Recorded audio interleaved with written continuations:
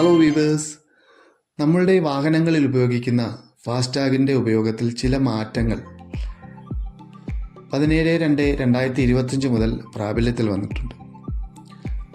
അതിൽ പ്രധാനപ്പെട്ട ഒന്നെന്ന് വെച്ചാൽ,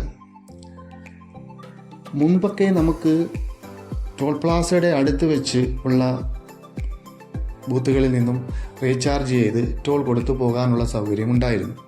പക്ഷേ ഇനി മുതൽ നമ്മൾ യാത്ര തിരിക്കുന്നതിന് 15 മിനിറ്റ് മുന്നെങ്കിലും റീചാർജ് ചെയ്ത് സഫീഷ്യൻ്റായിട്ടുള്ള ബാലൻസ് ഉണ്ടെങ്കിൽ മാത്രമേ നമുക്ക് ടോൾ പ്ലാസ കടന്നു പോകാൻ പറ്റത്തുള്ളൂ. അതുപോലെ ബ്ലാക്ക് ലിസ്റ്റിൽപ്പെട്ട ഒരു ഫാസ്ടാഗ് ആണെങ്കിൽ അത് ആക്ടിവേഷനായി വരാൻ 70 മിനിറ്റോളം സമയം എടുക്കുന്നതായിരിക്കും. മറ്റൊന്ന് എന്ന് വെച്ചാൽ, നമ്മൾ ടോൾ പ്ലാസ കടന്നു പോകുമ്പോൾ നമ്മുടെ ഫാസ്ടാഗ് സ്കാൻ ചെയ്ത് നമ്മുടെ ഫാസ്ടാഗിൽ നിന്ന് എമൗണ്ട് കട്ടാകാൻ 15 മിനിറ്റ് കൂടുതൽ ടൈം എടുത്താൽ നമ്മൾ ഒരു എക്സ്ട്രാ ഫീ അവർ ഈടാക്കും എന്നുള്ളതാണ്.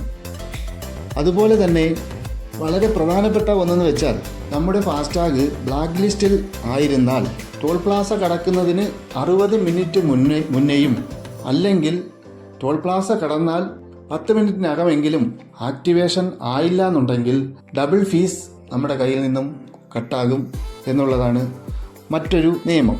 ആയതിനാൽ നമ്മൾ നമ്മുടെ ഫാസ്ടാഗുകൾ യാത്ര തിരിക്കുന്നതിന് മുമ്പ് തന്നെ പ്രോപ്പറായി വർക്കിംഗ് ആണോ, ബ്ലാക്ക് ലിസ്റ്റിൽ ഉൾപ്പെട്ടിട്ടുണ്ടോ എന്നെല്ലാം പരിശോധിച്ചതിന് ശേഷം മാത്രമേ ദൂരയാത്രയ്ക്ക് പുറപ്പെടാവൂ.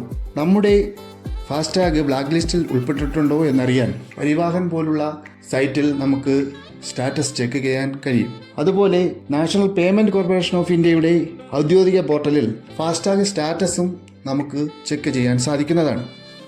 Don't forget to like and subscribe.